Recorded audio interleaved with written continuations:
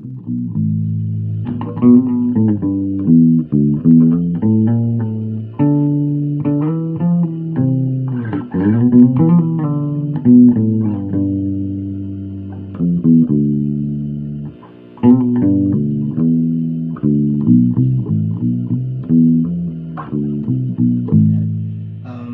ang pag-uusapan natin is about minor scale. Pero bago yon, kung kayo ay bago pa lang na nag-aaral ng bass at gusto nyong matutunan yung proper na basic na kung gusto nyo makuha lahat ng chords ng fret ng bass, meron akong video, ito yung basic niya. Then, kung matapos nyo to at naintindihan nyo at may time pa kayo, pwede nyo sundan ito. Ayan, about kung paano yung major scale, paano gawin. Maintindihan nyo yan kung nag-start kayo rito sa una, sa kung paano yung lahat ng chords. Then, talon kayo sa kung paano yung major scale. Then, pag naintindihan nyo yung major scale, I'm sure naman maintindihan nyo yan. Pag natapos nyo yung una, then pangalawa, talon kayo kung paano gumawa ng bass solo. Ayan. Then, ito na yung kasunod. Kung kayo ay advanced, maintindihan nyo tong pag-uusapan natin. Mas maganda kasi kung manadaanan nyo tong tatlong to. So, yun. So, simulan natin. Sa basic muna tayo. Basic muna tayo ng minor scale. So, mag-start tayo sa A. A minor. So, ang major scale kasi, ang basic niya is ganito, diba?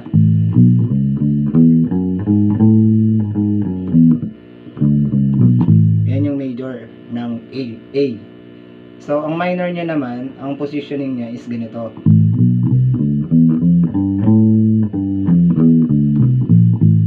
So, A, B, C, D, E, F, G. Then, babalik ka sa A. Ganun.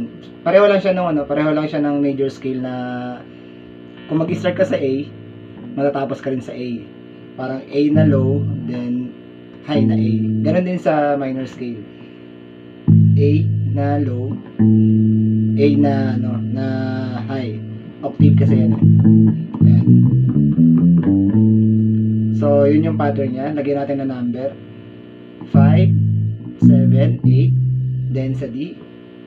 5, 7, 8. Then G. 5, 7. So, yun lang.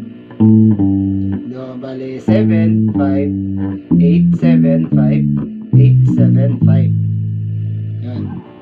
Dugtungan naman natin siya. Isama na natin tong ika-apat na string. So, ganito yung kalalabasan yan.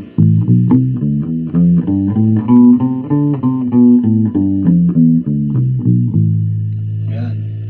So, bakit ganito yung position niya? Yan. Alam ko, tatanungin niyo yung bakit dito. Yan. Ganito yan. Bale, gaya na sabi ko kanina, A na low, A na high. So, ang position nito is ganito. Yan. So, nagtapos ka sa A. Nag-start ka sa A, nagtapos ka sa A. Ngayon, dahil sa, ito na yung ending niya, gagawa ka ulit ng panibago. Ganito rin gagawin mo mula, gagawin sa taas. Yan. Parang ganito rin. So, kung A to, B, C. Nilipat ko lang siya rito. A, B. Paano to naging B? Ito yan, octave. So, ito. A, B, C. Tapos ito. Ayan. Ang kadugtong niya na, ito. Kaya pwedeng dito mo kunin, or pwedeng dito. Ayan. Sana na-gets nyo yan. So, pagdugtongin natin yung dalawang A minor na high at low. Ito yung low. Mag-start ako sa low, tapos i-high ko siya. High.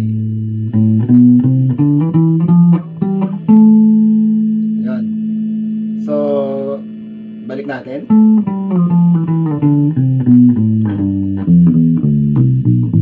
O, madaanin naman natin dito.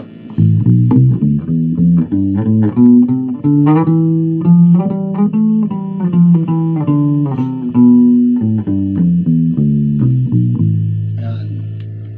So, ganun yung unang example niya. So, next naman natin, kung paano ilalatag yung pattern ng ng minor scale sa isang string lang.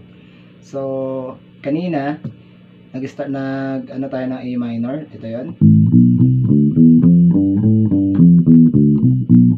Yun. So, try natin ilapat sa isang string lang. So, lagay natin sa number 4 na string. Ayan, A. So, ang pattern niya kanina, A, B, C, D, E, F, G. Tapos babalik ka sa A. So, try ko naman siya sa isang string lang. A, B, C. Sunod, D, E, F, G, A. So, ito yung pattern ng minor scale sa A. Yung ganito. Dito naman sa isang string.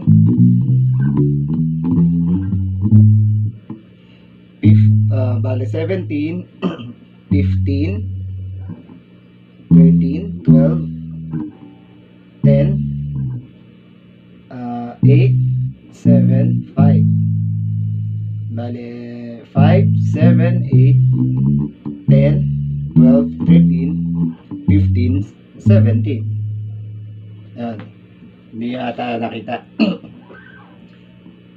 Bale 5, 7, 8, 10, 12, 13, 15, 17. 17, 15, 13, 12, 10, 8, 7, 5. Yun. Parang ito na equivalent niya.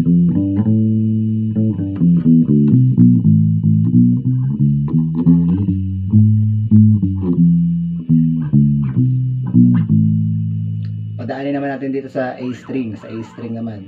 Bale, A, B, C, D, E, F, G, A. Kaya na sinabi ko kanina, pag nag-start ka sa A, magtatapos ka sa A.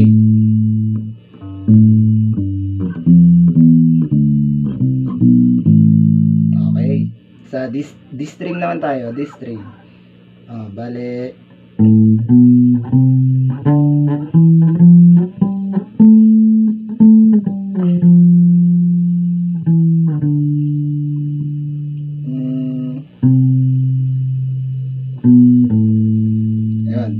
G string naman.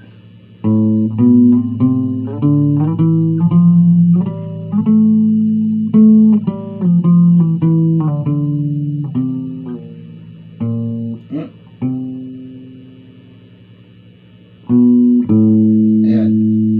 Yun. So, yung mga ginawa ko na yun, ito lang yun. Bali, kinuha ko na siya sa isang string. Ayan.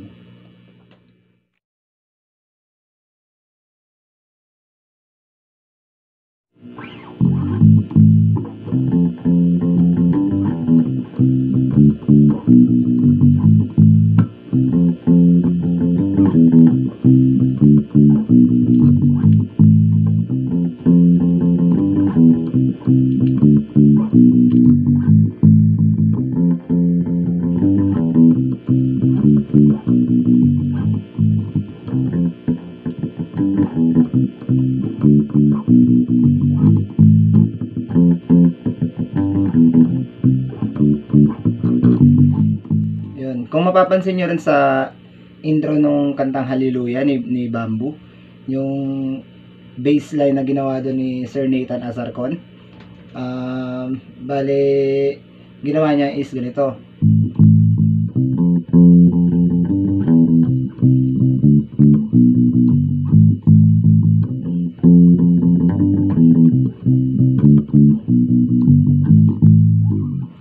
Yung ginawa niya na yun, nasa pattern siya ng A minor, yung ganito.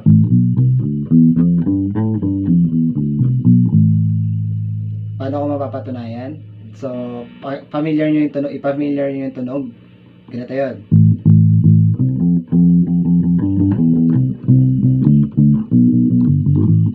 Yan yung ginawa ni Sir Nathan. Kukunin ko siya sa pattern ng A minor.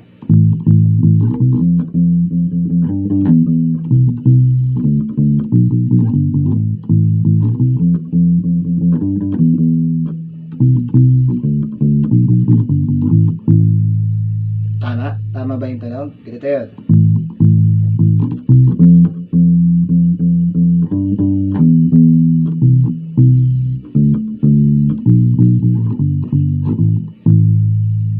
So, baka may magtanong, bakit?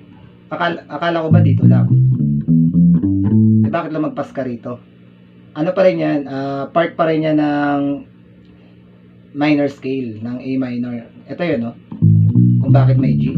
Ito yung G, oh. Octave. Parang, ito yung pattern niya, na isang buo. Ngayon, yung nandito, ito yung extension, kung tawagin. Extension yan. Ayan yung mababa naman, mas mababa rito. Yung kadugtong. Kung meron pa yung string dito, mag-a-another ka dito. Paakyat. Ganon. Kaya isinama ko yan. Kasi part pa rin naman siya. Kaya ganon, nakuha ko siya.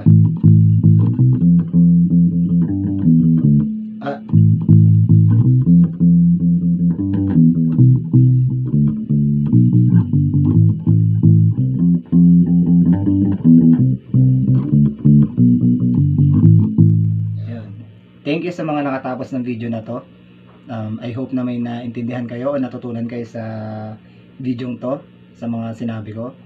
Sa mga suggestion nyo na gustong ipa-explain sa akin or ipa-demo, feel free, mag-comment lang kayo. Try kong gawan hanggat kaya.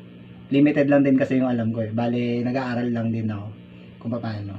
So, yun lang. Maraming salamat. God bless.